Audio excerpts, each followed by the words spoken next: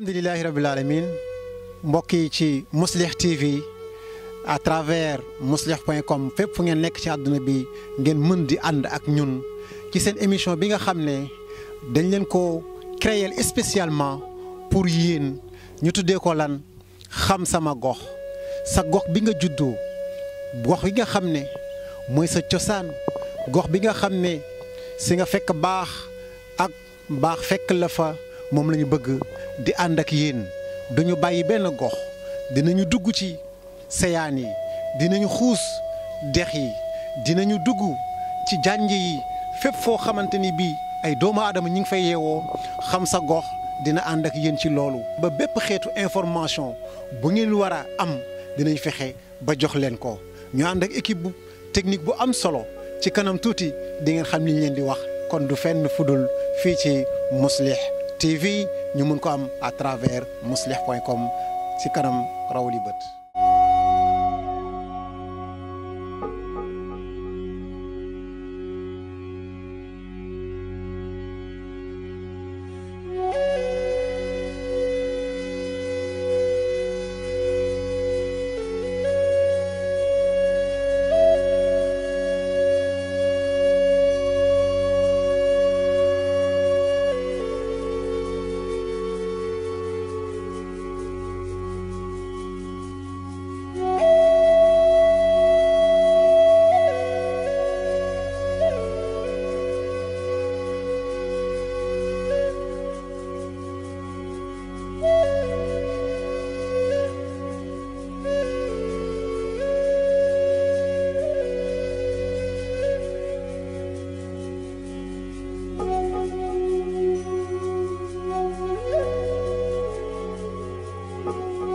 alhamdulilah ñu ngi fii ci marché Gorée bi di doxantu fekk fi benn ajaratu naka nga def. maa ngi fi rek maa ngi sant yàlla. lan si la naka ngay def ak njaay mi fii ci marché bi di Gorée. marché bi daal ñu ngi nii rek di jóge ko daana parce que doxatul na ma doon doxee léegi daal moom dox bi marché bi doxatul noonu. marché bi lan moo tax doxatul. c'est parce que tubaab yi léegi tuuti ñooy ñëw te en plus que ni fi mu nekk balaa ñoo yegg si Gorée dañuy def circuit yëpp. léegi dernièrement la ñuy yegg si fii te du dox daal du ñu nangoo jënd. léegi lan moo sabab tubaab yi bu ñu njëkk dañ daan teel a ñëw Gorée visiter fii jël seen def seen achat ba pare doo ko demaat ci yeneen marché artisanal yi lan moo sabab loolu. aéroport bi ñu toxal tamit daf ci joué lu tax parce que tubaab yi dañu daan ñëw bëgg fee passer toute la journée après ñu daal di dem jël vol bi léegi du moment que dañ ko yóbbu fële jas léegi dootuñu am temps pour jaar fi te en plus que ni léegi dañ balaa ñuy yegg si Gorée dañuy sonn dañuy jënd ba sonn donc bu ñu ñëwee fii du ñu jënd loolu tax. léegi lan nga xalaat ne moo war a booster waat liggéey bi nga xam ne mooy njaay mi fii ci Gorée. xanaa jéem a jaay destination Sénégal rek. jéem a jaay destination Sénégal de ce fait que ni assez de touristes dinañu ñëw pour ñëpp mën cee gis seen bopp. est-ce que li nga xam ne yéen a ngi koy dund fii ci Gorée est-ce que ministre du tourisme mi ngi koy yëg.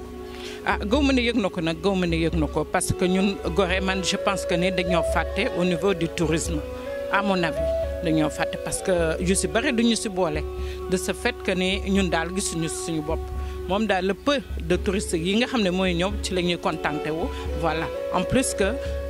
jaaykat yi bëri nañu et il y a peu de touristes. léegi ban message ngay lancé autorités publiques yi ak autorités communales yi nga xam ne ñoo fi nekk ngir destination Gorée boobu ñu mun koo jaay wala seen jafe-jafe yi ñu mun koo résoudre. xanaa jéem a jaay maanaam destination Sénégal gën a amplifier kii bi nu mu tuddati gën a élargir destination ce qui veut dire kii bi publicité exactement jéem a publier kii bi destination Sénégal de ce fait que dinañu mën a ñëw parce que Sénégal dafa neex a jaay parce que dëkk la boo xamante ne am na jàmm donc boobu mooy base bi am na soleil am na ay structures yu baax am na ay sites touristiques en plus que yu baax de ce fait que war naa mën a dox. ndax Sénégal moom jaay na boppam ba noppi bu ñu defee benn kii bu ndaw rek day dem benn effort bu ndaw rek day dem. présentement yan jamono la dox lañ marché bi di gën a dox. hiver bi su fekkee ne foofu dafa sedd en Europe bu seddee rek ñoom dañuy daw si ñëw. auzu billahi mina shaytaani rajim bismillahi rahmaani rahim allahumma salli ala sayyidina muhammadin wa sallam. asalaamaaleykum wa rahmatullah mbokki jullit yi mbokk sénégalais yi mbokk africains yi maa leen di nuyu di leen siyaar dëkk fii ci Île de Gorée yàlla def ma yàgg fi loolu macha allah depuis année 84 maa ngi fii doon yëngu ci mouvement associatif yi nekk ci daayira yi yàlla def ma nekk am fi soxna am fi njaboot dëkk fii boobaak léegi nag maa ngi gëstu Gorée di ko partager ak sénégalais ak africains yi ci li ma xam waaw di leen xamal ne tey ñii fi ñëw ñii ma war a waxtaan ak ñoom ci Gorée ci passé Gorée ak Gorée actuellement ak ci suba Gorée lu rafet la ñu def ndax ab dëkk lele ay nit dañu war di ko waxtaanee te mooy lu xaw a tumaranke Sénégal mooy penco waaw kon bi ma defee nuyoo yooyu ba pare damay ñëw ci léegi nag île bi Gorée actuellement ni mu tëddee Gorée dafa nekk dëkk île bu ndaw boo xam ne bii maa ngi fàttali ko professeur Mbaye Guèye dun bi ci biir géej la ko tuddee woon dun ba ci biir géej kooku mu nekk tur bu cosaane bu rafet Gorée yaatuwaayam nekk ci fukki hectare ak juróom-ñaar guddaayam nekk ci ñeenti téeméeri mètre gàttaayam nekk ci ñetti téeméeri mètre kooku su ma koy wax ci tubaab mooy 300 mètres largeur longueur 900 mètres surface 17 hectares loolu mooy dimension Gorée nag ñu occupé ko def ko ay quartiers fi mu nekk nii boo ñëwee Gorée wàllu nord bi mooy bët gànnaar bi am na quartier bu ñuy wax Ponty ca cosaan ñu ko doon wooyee teeru bi waaw boo jógee ci Ponty nga ñëw ci digg bi am na fu ñuy wax Tongoor mooy fi ñu toog nii Tongoor moom turu Lebu la am na Tëngéej am na Yoff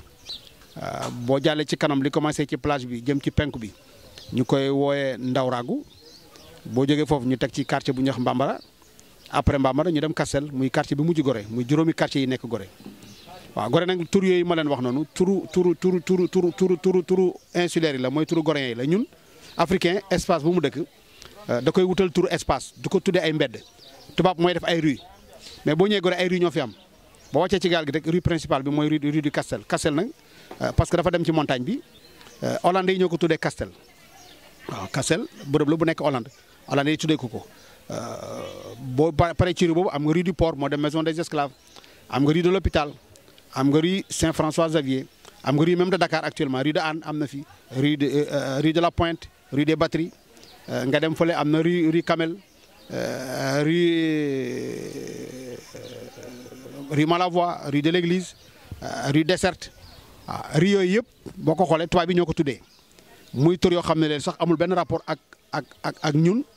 sénégalais yi wala ñun insulaires yi déedéet tubaab yi fi nekkoon di def commerce jaam yi ak yilif Gorée ñoo tuddee mbedd yooyu seen i nit moo am Dakar boo demee Tëngéej ma fam boo demee Saint-Louis ma fam boo demee Kaolack aussi ma fam ci ville yëpp en général tubaab bi ñoo fa dëkkoon tuddee ko noonu kon loolu mooy ci gàttal nu ma mën a présenter Gorée beneen ci des mooy institution yi fi nekk am nañ poste de police am nañ poste de santé am nañ kër sœurs yi nga xam ne aussi foofu dañ fay fajoo am nañ poste am nañ benn banque CBAO bi fi nekk am nañ mutuelle de crédit boo xam ne Goréens yi ñoo ko moom am nañ ñaari musée historique IFAN moo ko moom ak musée de la mer aussi IFAN moo ko moom ak benn kër bu ñu tuddee maison des esclaves nit ñi di ko visiter am nañ école d'excellence Mariama Ba am nañ école primaire Léopold Engrand am nañ école maternelle bu tuddee aussi Koumba Kastel loolu moo fi nekk ci institution am nañ aussi détachement sapeur pompier à part ça ay marché la ñu am marché artisanal bii ñu toog dekk suñ gannaaw muy village bi ak beneen bu nekk buntu Kastel bu bees bu ko rombee ay restaurant la ñu am ak quelques pêcheurs bëriwul li ci des yëpp suñu activité yëpp ci wàllu njaay la tourisme la ci la Gorée di yëngu waaw loolu mooy principale activité Gorée tourisme la amul leneen amuñu industrie amuñu ay atelier même amuñu ko donc jeunes yeeg ñëpp ci loolu ñu liggéey même ñu jógee Dakar ñoom loolu la ñuy liggéey kon ci tënk loolu mooy présentation Gorée ñu am nag une population boo xam ne bi d'après recensement 2013 yi day varier entre 1826 personnes loolu mooy résultat yi génn ci recensement bi jigéen ñi ñoo ëpp Gorée que góor ñi jigéen ñi ñoo ëpp te loolu am naa yaakaar ne du léegi rek yàgg naa am ba Sénégal sax boo ko xoolee jigéen ñi ñoo ëpp góor ñi waaw kon ci tënk loolu mooy présentation bi ñu bëggoon def ci Gorée léegi nag bu ñu ñëwee ci taarix bi muy histoire bi Gorée suñ borom moo ko sàkk mu nekk ci géej gi mu nekk processus boo xam ne bii boo ko jëlee ci wàllu géologie Gorée montagne bi fi ñuy wax Kastel volcan la woon bu doon tàkk volcan boobu tàkk na ci tolloog ay buñ ko nattee fukk ak ñetti millions yi at ak juróomi téeméeri junni at muy 13 millions 500 mille ans la volcan bi nekkoon actif lëkkaloo woon ak Cap Manuel ñu nekkoon benn dun amul séparation léegi nag xam nga rek volcan fu mu am suuf si day yëngu li ñuy wax plaque tectonique yi déplacé wu mu am séparation Gorée séparé wu ak Dakar boo xoolee Cap Manuel ak Kassel ñoo bokk cosaan ñoo bokk lépp ñoo nuroo ñoo am même niveau géej gi moo dox seen diggante rek loolu mooy wàllu géologie bu ñuy visiter Gorée en général bu ñëwee dañu leen yóbbu ci partie géologique bi boo demee ci booru jàkka ji am na lu ñu fay tuddee jugement le limon de l'hôpital muy benn jugement géologique bu fa nekk boo xam ne dinañ la woon suuf yi nga xam ne ñoo fa formé en sédimentation muy marne jaune ak latérite wala aussi pierre basaltique yi fa génn nga xam ne moom ci xolu suuf si la génne muy magma bi ñu koy wax basalte encastrite moo fa nekk mooy xeer yu ñuul moom lañ defaree Gorée moom la nit ñi yaakaar ne xeeru géej la mais au fait ci montagne bi la jógee ci volcan bi la jógee daal di couler répandre ba dugg ci géej gi ba yaatu moo jur Gorée moo tax île bi am kon montagne bi moo jur partie bi ci suuf muy partie basse bi ñu nekk nii ñu koy tuddee la savane Gorée lu ci ëpp montagne bi moo ko occupé kon loolu mooy li ñuy wax formation géologique bi ñu demee nag ba jamono am nañu d'après yenn chercheurs yi ku ci mel ne Guy Tilmans nga xam ne professeur la woon bu nekk université moo ñu génneel benn téere bu ñuy wax la grande batterie feeñal ci ne Gorée bi mu defee ay fouilles archéologiques Gorée yaa 1000 ans am na ñu fi dëkkoon di napp ak seen i jur ay béy yu fi doon yar ak ay nag ñooñu faatu nañ gis nañ fi ay yax ay ossements yoo xam ne ay nit ñu fi suloon ñu daté ko carbone 14 en Belgique gis ne 1000 ans lañ fi nekkoon donc loolu mooy woon ne Gorée am na ñu fi nekkoon lu yàgg boobu nag duñu ne olof lañ duñu ne lébu la duñu ne séeréer lañ ay nit lañ daal yu fi dëkkoon bi ñooñu jeexee nag ba jamono dox ba dox nga xam ne Sénégal mi ngi fa parce que Sénégal histoire am mi ngi tàmbalee au nord nit ñi au nord lañ jógee immigré wàcc si ñu ci bëri tel que séeréer yi olof yi lébu yi yenn Haalpulaar yi ñëpp ci nord lañ jógee ak yenn Mandeng yi ak Soninké yi ñenn ñu jógee au sud jaar par la Guinée dugg Guinée Bissau ñëw Casamance agsi daje ak ñu jóge woon au nord ñoo loolu moo formé population sénégalaise bi. alors ñu jógee au nord ñëw jamono yooyu bu ngeen xoolee Sénégal séeréer yi ñoo dëkkoon Dakar jamono yooyu séeréer ñoo njëkk occupé Dakar avant même lébu yi di ñëw séeréer yooyu nag ñoo doon ñëw Gorée fii di fi napp di dellu Dakar alors bi ñu demee ba 15e siècle 1444 le Portugal jógee ay portugais jógee Portugal ak seen gaal di joow romb Ndar ñëw romb Dakar wàcc île de Serpent mooy île des Madeleines yi nekk en face Dakar bañ fa wàccee def fa diir foofu mënuñ faa dëkk ndax amul ndox amul dara te dafa tuuti ci la ñu rombee Cap Manuel wër ko rek daal di seen île de Gorée wàcc fi nañ bi ñu fi ñëwee jëflanteeg ñooñu ma leen di wax jox leen ay weñ ñooñu may leen ñu dëkk ci île bi daal di fi installé wu ndax ñeneen dañ doon napp rek di ñibbi bi ñu fi nekkee diir ñooñu aussi xam ne fii mënuñ fi dëkk muy portugais yi ñu dem Tëngéej lañ wàcc def fa comptoir daal di signé ak roi wu Kajoor mu may leen ñu def fa commerce après ñu jàll Saly Portudal tuddee ko Saly après jàll Joal loolu portugais ñoo tuddee dëkk yooyu seen tur yooyu muy Saly Portudal ak Joal ak Rio Fresco mooy Rufisque Gorée nag li ñu ko defoon Gorée armeelu Portugal loon ku dee rek fi lañ lay suul loolu mooy tàmbali ba kon kër amu fi woon dara amu fi woon ñu dem ba jamono loolu mi ngi am diggante 1444 ba 1578 après Portugal dafay jógee hollandais yi ñooy ñëw wàcc Gorée ñoom ñu ngi tuddee woon Gorée ñoom portugais yi Îlot Palma ndax ay palmiers yu bëri ñoo fi nekkoon boo xoolee côte bi en général Dakar di ko wër nga xool benn palmier bu màgget bu gudd bu sew yàgg na trop Dakar mooy ñi fi gën a yàgg léegi Îlot Palma boobu moom la hollandais yi soppi ñoom tuddee ko baatu Gorée bi hollandais yi ñoo ko tuddee mu am beneen lu muy tekki aussi ci seen làkk flamand muy Goederide mooy une bonne rade en français mooy tefes gu dal rek nga xam ne gaal mën na ñëw ba yegg si terre te du am problème hollandais yi nag ñoo fi njëkk a dëkk ñoom tabax fi ñaari fort benn fort bu ñu wax fort Saint-Nassau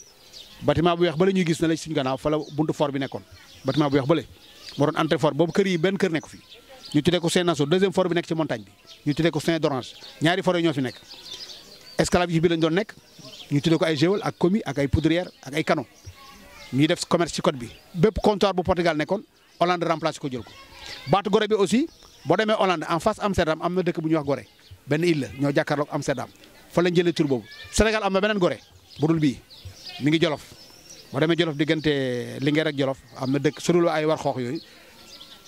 am na dëkku pël la ay balañ sant Gorée la ñëw nañ ba Gorée fii seet suñu pour ñu def benn lëkkaloo ak ñoom pour jàppale ñoom ñu am école ndax amuñu école dëkk ba kenn jàngu fa français kenn dalu fa école ndax amul école benn waaye kese moo fa dal école doomu chef de village bi la charrette lañ ko dugal muy jàng na ba am bac ba mu ngi université fi nekk di def droit waaw ñëw na ba fii Gorée man gis naa ko donc loolu ci tënk mooy entrée Gorée période portugaise bi période hollandaise 1627 Hollande ba 1677 ci la France soog a ñëw nag kon France yi bi ñu ñëw Gorée fekk na anglais yi ñoom ñi ngi Gambie parce que Gambie anglais yi ñoo ko occupé 1661 France ñëw Gorée 1677 kon am na décalage ma dégg Sénégalais yi naan Gambie dañ ko France yi dañoo wécceeg anglais yi Gambie non non Angleterre ba muy nekk Gambie France ñëwagul Gorée ñëwagul Saint-Louis après la France soog a ñëw occupé Gorée dàq hollandais yi yàq fort hollandais yi ku ñuy wax Ducasse jógee Gambie ñëw français la tabaxaat fort hollandais bi changé tur yi fort bi nekkoon ci suuf tudd Saint-Nassau di fort hollandais ñu tuddee ko Saint-François bi nekkoon ci kaw tuddoon Saint-Laurent ñu tuddee ko Saint-Michel loolu mooy début France ci île de Gorée France nekk fi nag moom tam di def commerce di liggéey di jënd ay jaam di jaay ñu dem ba jamono jugement ba ma leen di wax nga xam ne mooy Marne jaune ban boobu lañ doon tabaxee néegu ñax yi njëkk a Gorée parce que Gorée ay néegu ñax ñoo fi njëkk à part fort yi ay néegu ñax am nañ carte yoo xam ne dañ ko ci wane nga gis néegu ñax yi ñu tabax ko employé di ci nekk ouvrier yi doon liggéey Gorée nekk ci ñu doon employé ci compagnie di ci nekk ak yenn jaam yi di ci nekk ñu dem ba jamono benn genre richesse am xaalis am ci dëkk bi ñu daal di waaw ñu daal di commencé rek di tabax kër yi ak basalte bu noir ba ma leen wax ñu commencé tabax ay bâtiments en dur mooy bâtiments yi ngeen gis fu nekk nii yooyu yëpp ñu ngi commencé ci période boobu France def fi benn jardin bu mag commerce bi nag nekk loo xam ne li du affaire population parce que Gorée boobu amul population ay compagnie privée ñoo fi nekkoon compagnie à monopole lañ leen tuddee compagnie d'Afrique compagnie des Indes moo fi mujjee nekk lu mat juróomi compagnie ba juróom benn jaar nañ fi di daanu fayit ba compagnie des Indes moo fi mujjee nekk ba 1758 mu fayit léegi France commencé di yónnee ay commandant de l'île ñuy yore île bi waaw di gérer île bi di def commerce noonu lañ nekkee di exploiter Afrique di ko exploiter ba biñ demee ba jamono ñu gis na léegi intérêt amatul ci traite des esclaves industrie am na ay factories am na Amérique découvrir nañ ko bu yàgg ñu ne donc léegi dañuy changer doxalin bu nga demee ci kanamu kër ngeen gis ay coquillage ba fa nekk moom moo ko fa def waaw doomam bu jigéen daan na ñëw fi di sangu géej ba xaw a lab benn femme bu ñuy wax Awa Sall moo ko sauvé macha allah ñu woo ko pale neexal ko tout ça léegi mu nekk histoire boo xam ne fii bu dawoon yaram la moom nag mu amoon projet pour defar benn pont ci kanamu kër gi ci géej gi def fa benn plage pour njabootam yi dafa sangoo mais yàlla mi nga xam ne moom jaam bi moom day mbébét rek yàlla lay dogal 99 la décembre ñu inauguré mémorial bi Abdou Diouf moo ko def janvier février ñu dem élection dem deuxième tour mars 19 mars Abdoulaye Wade gagné ko mu déménagé moom ci la génne kër gi des noonu ñu tëjaat ko Abdoulaye Wade ñëw en 12 ans musul teg tànkam ci kër gi ñu tëj kër gi chaque année ñu peinture ko defaraat ko meuble yi lépp a ngi ci biir climatisé tout tëjaat ko bàyyi ko noonu Abdoulaye Wade nekk fi 12 ans dem Macky Sall ñëw na Macky Sall mi ngi fi depuis 2012 ba ni ngi 2018 ba léegi dara musu fa teg tànkam yónnee wu fa kenn kër gi peinturaat nañ ko defaraat nañ ko ñu ngi koy réfectionné mais ba léegi dara mu nekk palais boo xam ne daal amul ku ko occupé joxuñ ko benn fonction te rafetlu na nag wax dëgg yàlla palais boobu ñu jëmmal ko dundal ko waaw parce que ci institution bi la bokk waaw buñ ko mënul jox ñu ko jëriñoo tamit ñu vraiment ñu jox ko gëddëm waaw dafa dalal sax ay gan léeg-léeg yu seet si président ñëw ay di ganu Sénégal ñu di leen Gorée ñu dal ndax nit ñëpp bëgg a ñëw Gorée waaw kooku benn la ci beneen bi ci des nga ñëw fii ci maison bi policiers yi nekkoon ñu ko maison des gardes cercles mi ngi fi ay famille policière ñoo fa nekk ba léegi état moo ko moom relais de l'Espadon muy hôtel bi gouverneur Ernest Roume nekkoon mi ngi fi hôtel bu mag sapeur yi nekkoon nañ fa génn nañ léegi kenn nekkatu fa kër googu tamit même chose kër gu mag la moom la Goréen di wooye palais du gouverneur or que du palais du gouverneur palais du commandant en chef la woon 1854 lañ ko tabax ba 1864 commandant bi yore woon Gorée ba Sédhiou moo ko yilifoon moo fa nekkoon bi mu fa jógee am na yeneen fonction nekk na fi imprimerie nekk na fi école des frais pour armel Ernest Roume occupé na ko de 1902 ba 1907 bi ñu tabax palais de la République muy palais de la Yoff bi ñu paree bi mu génne ñu def ko hôtel de relais de l'Espadon waaw mais Goréen yi moom ñoom palais du gouverneur lañ jàpp parce que yaakaar ne palais gouverneur bi fa la mos a nekk or que fii ay commandant ñoo fi doon nekk bu njëkk ba avant ay gouverneur yam fii gouverneur mosu fi nekk gouverneur Saint-Louis la nekkoon je pense ak Dakar gouverneur bi nekk Saint-Louis mooy gouverneur du Sénégal bi nekk Dakar mooy gouverneur de la Yoff je pense noonu la tëddee woon kon Gorée ba ku fi ñëw di ko visiter vestige yu bëri ñu ngi fi kër yu bëri ñu ngi fi waaye war nañu mën a yaatal information yi ci nit ñi ñu xam fonction yi kër yi amoon boo jëlee kër Lafitte bi nekk suñu gannaaw nekkoon école William Ponty moom la mujjee nekk nit ñi bu ñu koy présenté foofu la ñuy am William Ponty la ñuy am surtout parce que kër gi 1770 la Lafitte moo ko moomoon waaw nekkoon na maison des captifs parce que Gorée d'après Kariou amoon na 99 maisons yu amoon ay captifs waaw parce que affaire esclavage du affaire benn nit rek benn jamono compagnie privée yi ñoo ko yoroon ku dul ñoom amoo ay captifs après ñoom biñ daanoo 1758 dañ commencé gis ay famille yu am ay captifs seen kër mu continuer ba ñu abolir esclavage kon affaire esclavage kër yëpp ko amoon du benn kër rek bi ñu demee nag ba jamono état ci programme am pédagogique daal di jënd benn kër googu mu jënd kii moo ko moomoon ki ñuy wax Nicolas Pépin di doomu Jean Pépin nekkoon chirurgien ci compagnie des Indes bi mu jëndee kër ga ñu defar ko def ci projet tuddee ko maison des esclaves pour nit ñi di ko visiter mu nekk une maison symbolique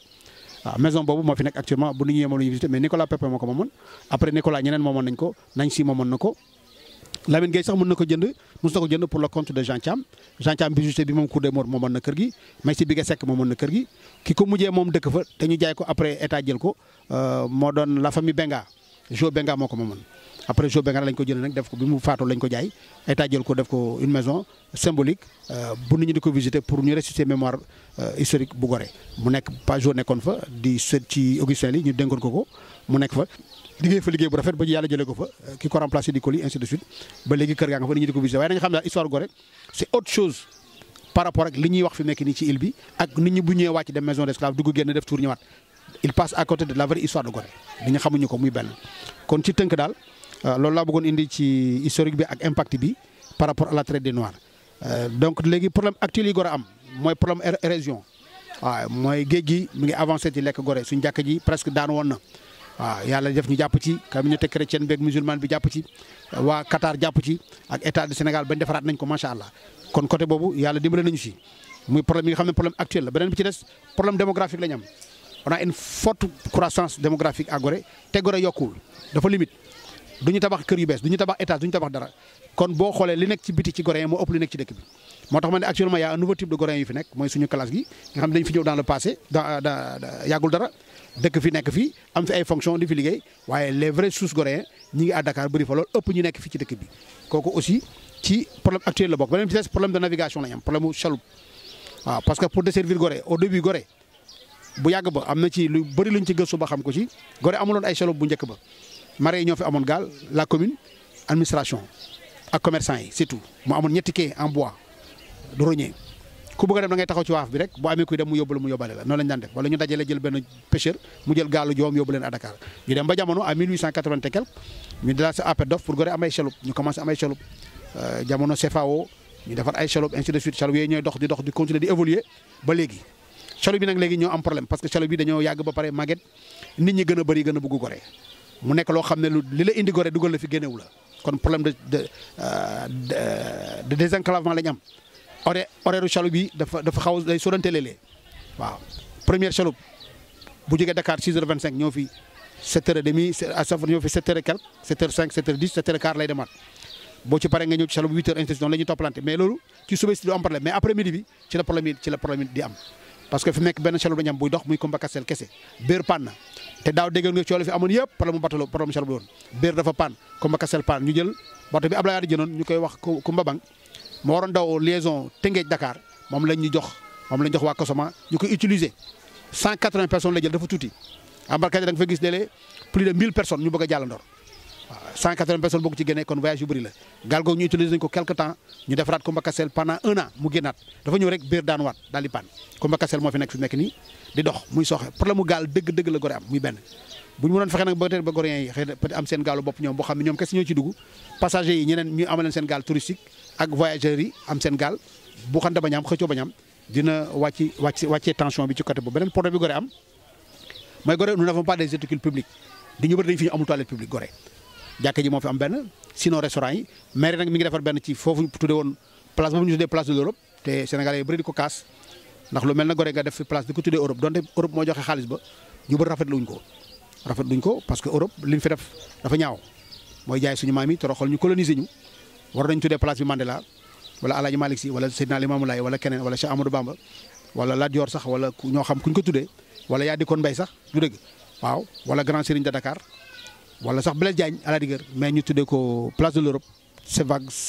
amul benn jàngat bu ci mën a am amul benn lu fa nit di jëlee ci gëstu du référence waaw am nañu ko naxarlu nag wax dëgg yàlla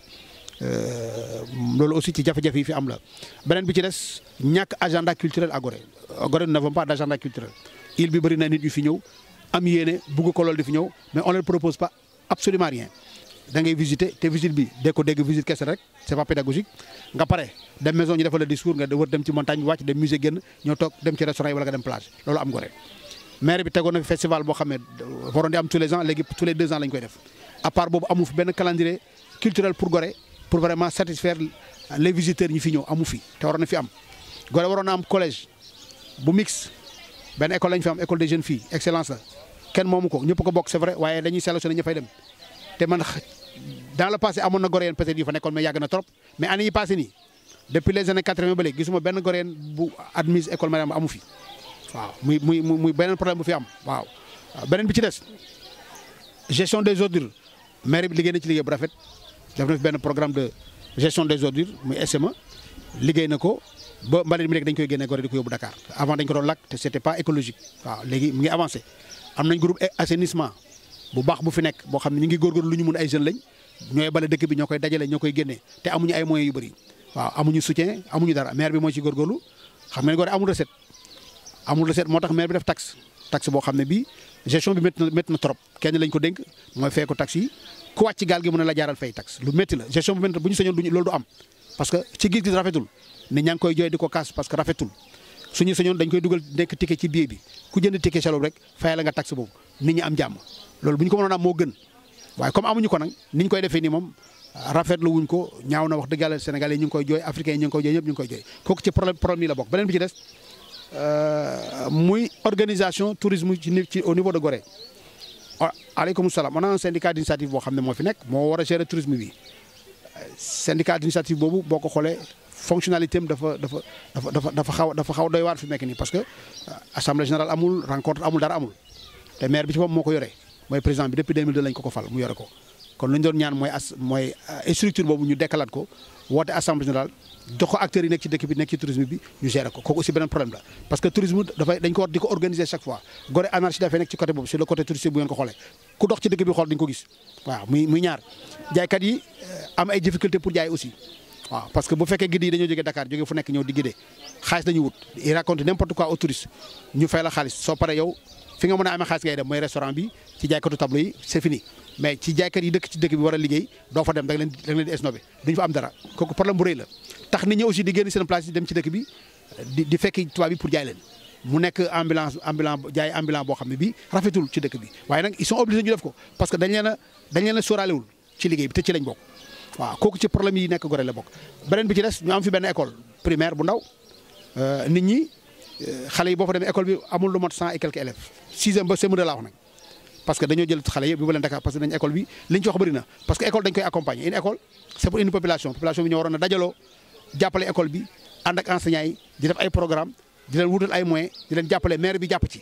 mais loolu ay manquement la ci difficulté yi la bokk école bi doxul trop waaw doxul trop man bokk naa ci comité de gestion bi waaye la ma fa gis doy na waar et c'est triste des na tuuti école bi dootul am élèves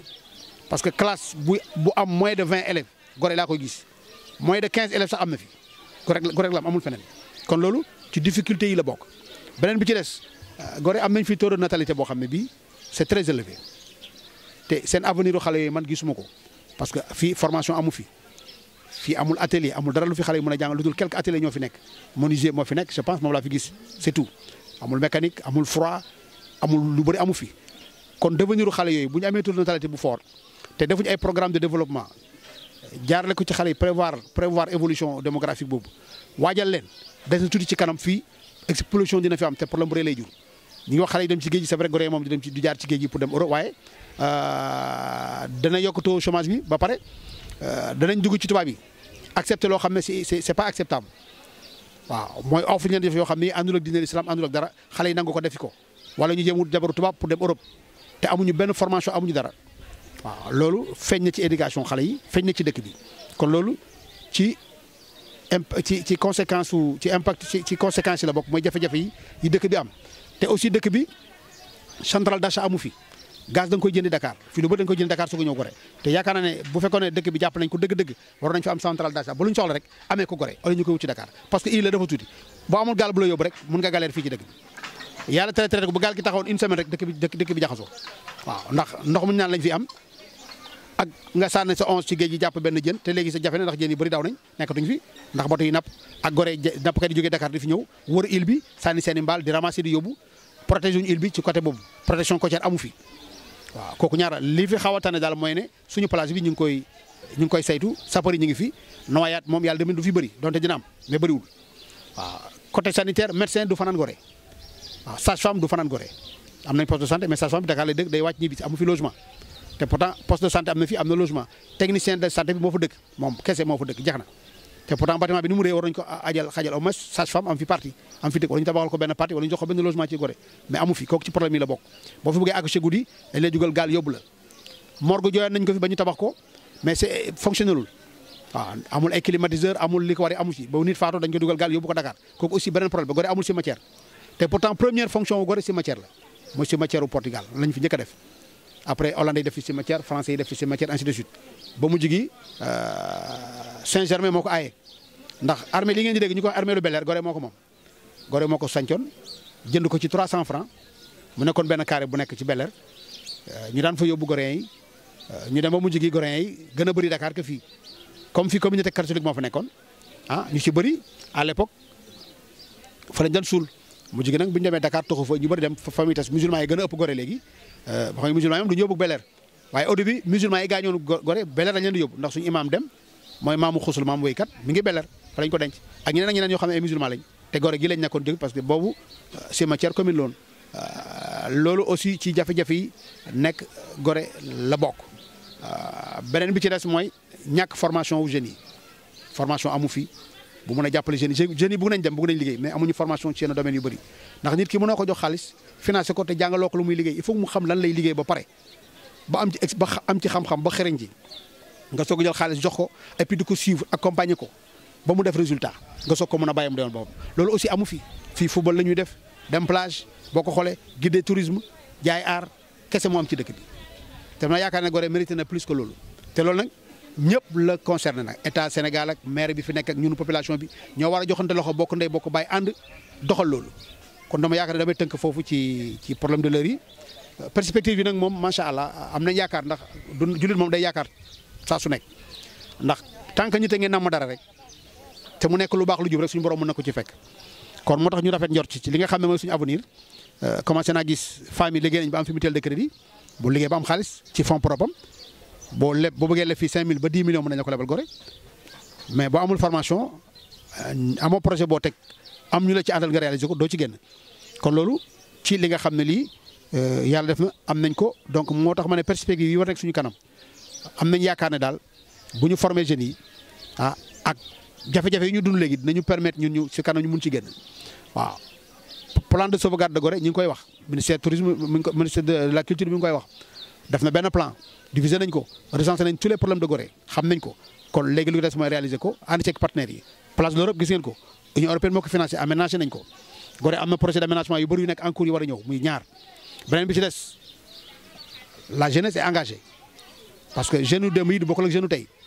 ils sont prêts à fournir un grand effort pour vraiment le devenir de l'île de Gorée pour que affaire yi gën a avancé jëm ci kanam te ñoom bëgg nañ dara ndax gis nañ li daal yeneen dëkk yi gis nañ aussi chance bi ñu am ndax dëkk Gorée facilité bi nga am contact am ay partenaires dafa nekk lu fës kon loolu boo ko amee da nga koy saisir daal di ci liggéey Gorée ngay gis mais nañu ambulance ñu ngi ko bind Victoire la tudd bu ngeen xool da ngeen gis ci géej gi benn tubaab moo ko fi indi donc Gorée am na il a des amis Gorée a beaucoup d'amis yoo xam ni dañ ko am yéen a jàppale ko kon lu ci des mooy ñu organiser wu bokk ndey bokk baay daal di fas yéene liggéey développer dëkk bi. am nañ fi association bu bees bu ñu taxawal bu tudd association environnementale la dañu bëgg a accompagner dëkk bi ci environnement gestion de l'environnement commencer gestion des ordures éducation des enfants. créé nañ même benn jeu bu ñuy wax écologue boo xam ne dañuy jàngal xale yi ñuy découvrir les sortes de déchets yi am déchets organiques ak déchets yi nga xam ni c'est pas dégradable xale yi xam ko à travers un jeu lañ ko créé xale yi ñu jox leen ay outils former leen ñu dem wuti différents déchets indi ko ba pare wax ñu déchets yi lan lañ ko mën a recycler nan lañ ko mën a transformer ak lan la ñu mën a jëriñ am nañu fi centre compostage ci kaw Kassel bi ñu ngi koy réaliser ñu ngi am compost pour aménager espace vert yi am nañu fi benn GIE ñu yore assainissement bi ñu ngi xalaat pour compost boobu nan lañ ko mën a vraiment utiliser ci dëkk bi ba même di ko jaay muy génn Gorée kon yooyu ci ëllëgu Gorée la bokk. beneen bi ci des engagement wu jigéen ñi bu ngeen xoolee Gorée jigéen ñëpp dañuy jaay waaw te fi nekk nii am nañ yaakaar daal ñu am un leader bu leen dajale pas sur le plan politique mais un leader social de développement dajale leen waxtaan ak ñoom former leen ba pare wute leen financement parce que ñu am nañ banque bu fi nekk muy Capesic muy Crédit Mutuel bu Gorée te jigéen ñee ko moom donte du jigéenu Gorée yëpp mais ñu bëri am nañ fa compte bokk nañ fi kon loolu Gorée am naa yaakaar fii quelque temps war na mën a soppeeku ci données yi ma leen jox lépp buñ ko réaliser maîtriser ko Gorée dina am changement bu rëy ci kanam incha allah te dinañ ko gis te loolu dañ ñaan yàlla fekkee ko yéen aussi ngeen fekkee ko ba ñëwaat fi filmer ko di ko won Sénégal yi donc message bi nga xam ne moom laa doon lancé di ko lancé bépp africain ak bépp sénégalais surtout mooy ñu xam ne Gorée ñëpp a ko bokk patrimoine mondial la kenn moomu ko ku nekk am nga droit ñëw fi te ku fi ñëw am lu la naqari bul tayal bul mer rek dem bul gedd jëlal sa plume nga bindal autorité yi bindal ñëpp waxtaan ak nit ñi ci réseaux sociaux yi xamal ne lii du nax Gorée te neexuma ndax problème dañ koy régler tant que waxuñu ko ñu xam ko du am solution bu ko ñëpp waxee rek dëgg la lu ñëpp wax mooy dëgg kon bu ñuy seetaan ñun rek ñu nekk fi toog yaakaar ni ñun dañoo nekk ci dëgg léeg-léeg ñu am benn position bu ñu am par rapport ak visiteurs yi fekk nekkuñ ci dëgg kon nañ ñu ko wax kooku message bu may lancé la beneen bi ci des am na beneen association bu nekk Gorée bu ñuy wax AMIS les amis du musée historique Xavier Rucq mooy président bi professeur Descamps mooy secrétaire général bi histoire kese la ñuy gëstu muy Gorée rek leneen nañ am nañ fi ay documents Gorée yu bëri yoo xam ne mi ngi fi bind nañ ko au delà même de Gorée même Dakar am nañ document boo xam ne c'est fait sur Dakar c'est inédit Dakar nan lañ ko aménagé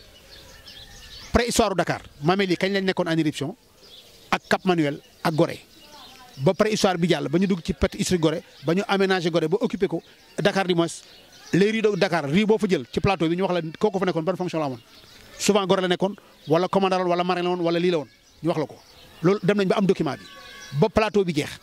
waaw kon information yi ñu am ci Gorée ci Dakar ci Fouta Toro ci Saloum ci les royaumes ak empires yi mën nañ ko am Gorée institut mi ngi tudd AMIS man mi membre laa ci ku ma saisir dinaa la fexe ba nga am document bi ñu mën a échanger Gorée aussi ko bëgg a visiter d'une façon pédagogique nag da ngay def en groupe en famille wala en école wala groupe d'étudiants ñu saisir AMIS à travers le numéro bi ma leen jox muy 526 44 16 bu ñu saisiree bu ñëwee ñu découvrir leen suñu circuit pédagogique de Gorée nga xam une haute histoire de Gorée bu wuuteeg bi li leen di service nekk ni ak Gorée kon asalaamaaleykum wa rahmatulahi taala wa barakatuh jërëjëf mbokk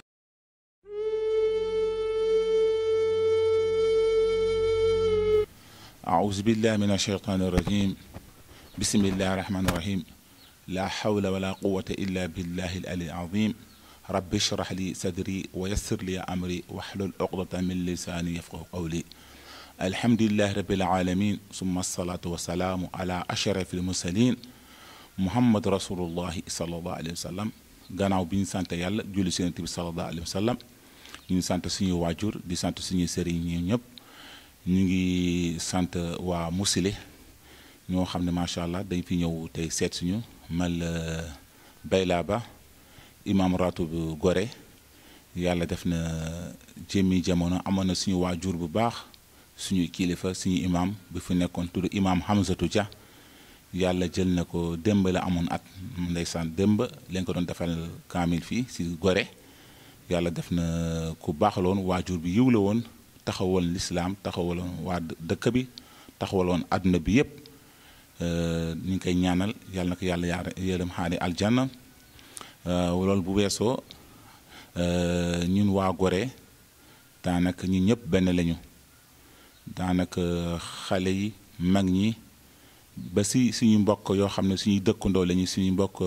ñu bokkul diine chrétien yi ñu ngi sàmmante suñuy ax dëkkuwaay si wàllu li ñuy jël si information si wàllu mag ñun li ñuy wax nee nañu jàkka bi ñu ngi ko commencé julli fii 1822 lañ si commencé julli amoon na temps boo xam ne julliti amoon nañu gàllankoor fu ñu julli yàlla def jàmm am na ku moomoon kër gi sax mooy lu may wax léegi rek ndeysaan du julli bokkuñu diine mais mu gis ni julliti ñu ngi am gàllankoor mu jox leen fii mu ne nañ ko def jàkka loolu mu indi sababu boobu ba léegi nag macha allah xeet yépp ñi fiy ñëw ñuy jóge bitim réew moo xam africain moo xam ay naar lañu ñëpp ñu ngi fiy ñëw si dëkk bi di si def seen loxo pour jàkka ji gën a avancé wu mais ñu ngi ñaan yàlla tamit bëgg nañ tamit jàkka bi ñu gën ko taxawal ndax mu gën a bëgg nañ daal forme bi rafet na loolu cosaan la mais bëgg nañ ko mu gën a yiw tamit te wax nga néegu yàlla dafa war a civilisé dafa war a set dafa war a laab te xam nañu nit bu yàlla am na lu muy présenté néegam si àdduna mooy masjid mooy néegu yàlla mooy jàkka kon bu ñu waxee néegu yàlla jàkka nag dañ ko war a toppatoo bu baax ñu defar ko ba mu rafet mu gën néeg yépp rafet tey koo dem sa kër rek sa néeg gis nga ni ngay toppatoo si néeg macha allah nu mu setee te nu mu xeeñee néegu yàlla nag dafa war a gën a xeeñ te xam nañu nit bu nekkee fii di jaamu yàlla yaa ngi nekk ay malayka te yàlla yaa ngi jàkkaarloo suñu borom loolu nag war nañ si bàyyi xel bu baax waaw bu loolu weesoo tamit macha allah fii bésu aljuma mooy gën a bëri ñu fi ñëw di julli bésu aljuma ñuy jigee Dakar Gorée dafa nekk dëkk boo xam ne ñu fiy ñëw visiter moo gën a bëri ñu fi dëkk daanaka lu mat ay ñetti junni wala ñeenti junni dinañ fi ñëw par bés di visiter am na ñoo xam ne day ñëw fii julli si jàkka ji bésu aljuma bi day bëri macha allah jàkka bi nag dafa xaw a xat tuuti nag waaw bu fekkoon suñu sago nag mu gën a yaatu mu gën a rafet jàkk àdduna yépp mu gën a rafet dafa nekk jàkk boo xam ne dafa bokk si patrimoine mondial te jàkk bu ñuy bàyyi xel réew àdduna bi yépp ku nekk mu ngi bàyyi xel fii si dëkk bi si jàkk bi bëgguñu jàppale kon am nañu yore am na ñoo xam ne am nañu yéene pour bëgguñu jàppale si jàkka ji pour ñu mën a gën a suxul jàkka ji ñu gën ko defaraat ñu ngi si ay projet yooyu yëpp ñu ngi si yoon incha allah ñu ngi ñaan yàlla rek yàlla na ko yàlla mottali ñu ngi sant waa Mously ñu leen di ñaan yàlla.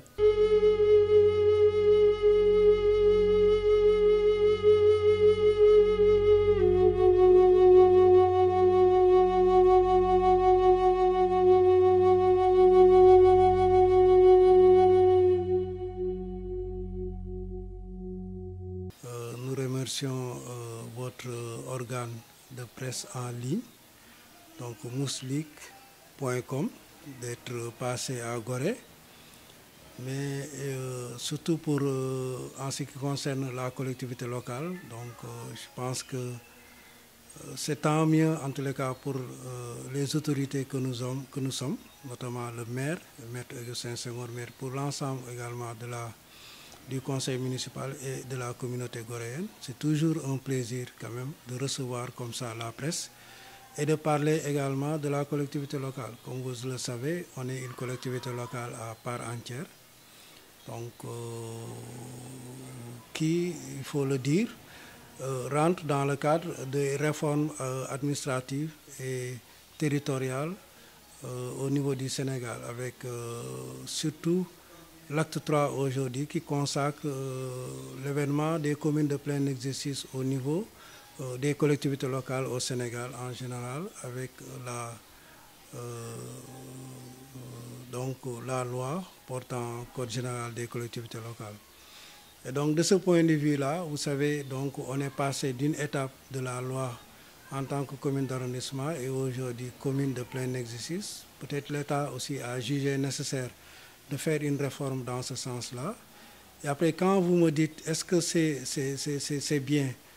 je dois dire à ma décharge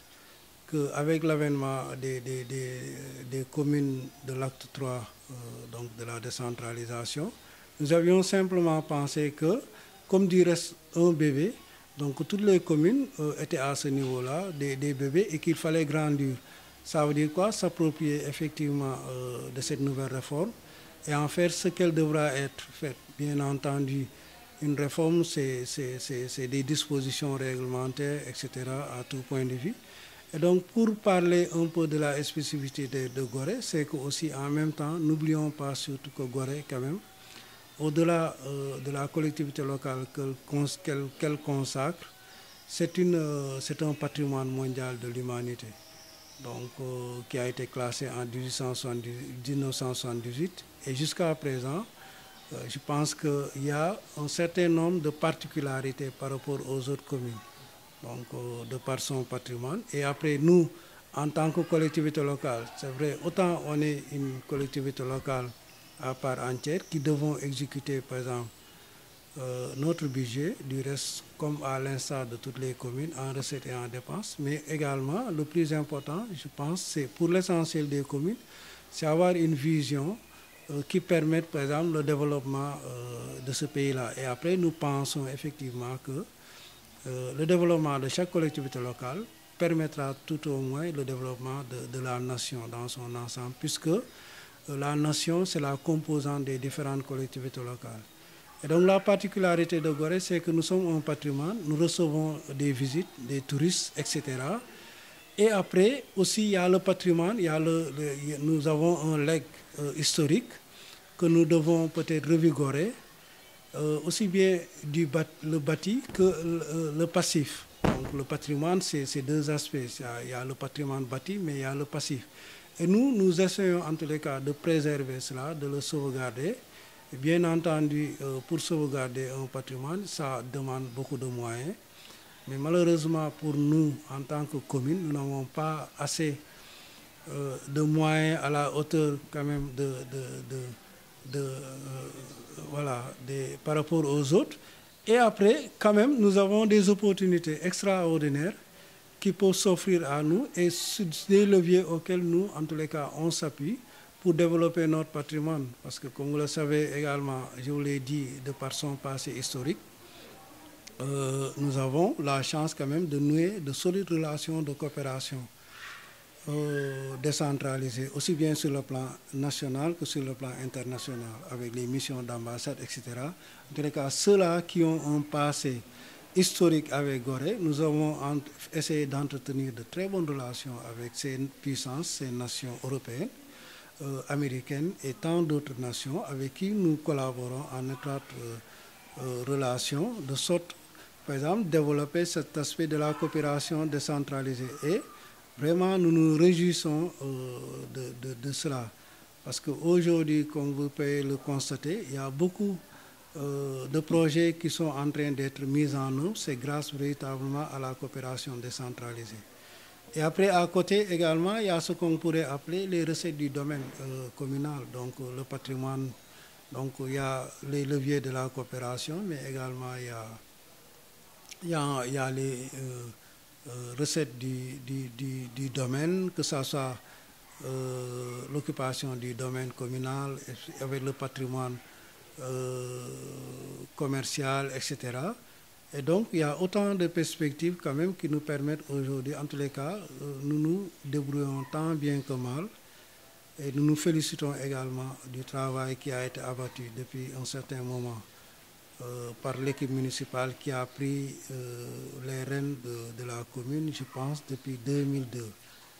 Donc c'est, disons, aujourd'hui 3 mandats successifs qui sont en train d'être faits par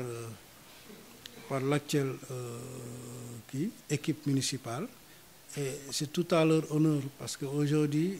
tout le monde a pu constater que Gorée, quand même, depuis une dizaine d'années, a subi des mutations extrêmement importantes. Parce que d'abord, du point de vue des équipements infrastructures, nous avons pu essayer, par exemple, de mettre en place des équipements structurants. Donc, comme par exemple un hôtel municipal. Avant, il n'y en existait pas. Il y a un centre socio-collectif assez important du point de vue culturel, etc.,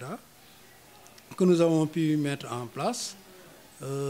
Ensuite, il y a des projets également tels que un programme de système de management environnemental. Ça, on va peut-être y revenir tout à l'heure, mais après, il y a aussi une banque qui est avec les partenaires. On a pu installer une banque. Autant d'équipements comme ça qui permettent, par exemple, parce que bien que Gorée soit classé patrimoine mondial, mais il faut en même temps que Gorée se développe. Et nous avons besoin quand même de ces services sociaux collectifs de base quand même pour développer l'île. Je pense que globalement, ça qu'on peut peut-être... ouais. Parce que la population a augmenté. Malheureusement, il n'y a pas des autorisations pour pouvoir moderniser le village. Ils ne peuvent pas construire en hauteur aussi.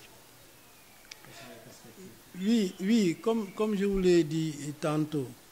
ce qui se passe, c'est que démographiquement, bon, c'est vrai qu'il y a une expansion de la population qui augmente, mais pas autant que vous pouvez l'imaginer.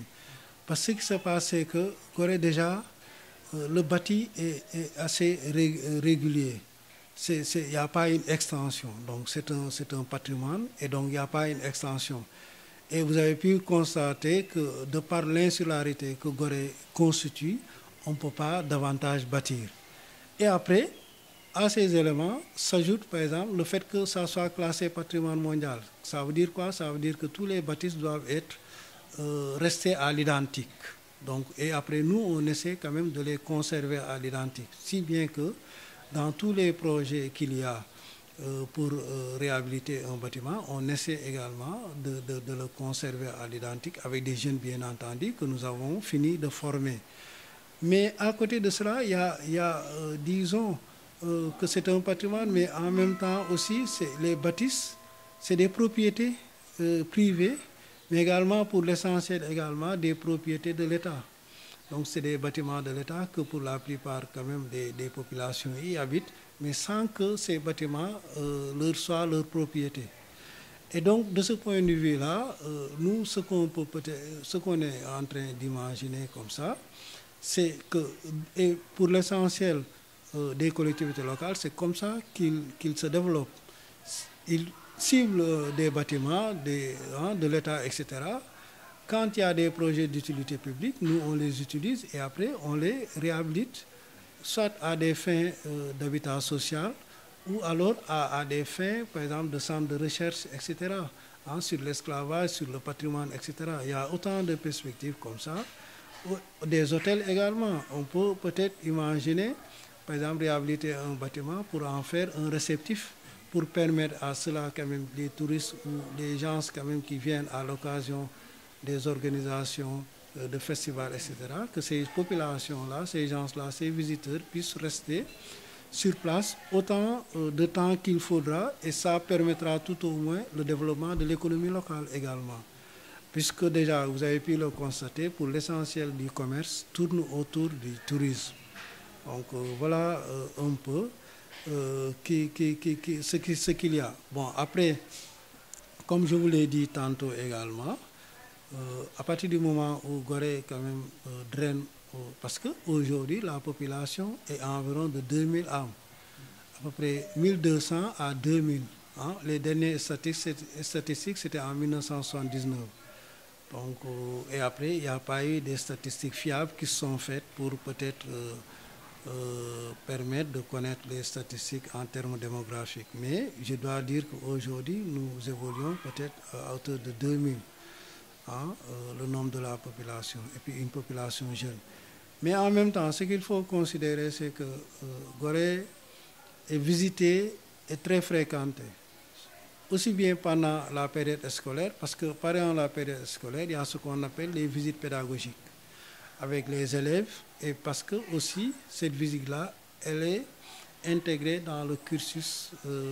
des établissements au Sénégal, la visite à Gorée. Et c'est pourquoi d'ailleurs, à ce niveau-là, nous recevons par exemple, avec 2000 âmes, on peut se retrouver avec 5000 âmes, parce que 1500 à 3000 jeunes quand même qui viennent pour la journée, pour une visite pédagogique, c'est énorme. Et après, peut-être la problématique qui se pose, c'est l'assainissement. Parce que quand les gens sont concentrés dans un environnement, c'est clair qu'il y a la production de déchets, etc. alhamdulilah comme niñ leen ko waxee rek ci chaîne bi nga xam ne mooy Mouslih TV ànd ak yéen Gorée tey ci xam sama gox niñ ko defee woon ci dem ci mosquée ba noonu lañ ko defee dem ci commune ba maire bi noonu lañ ko defee dem ci marché bi ñu ngi nii ci chaloupe bi. Oui, je me nomme Isaïe Siané.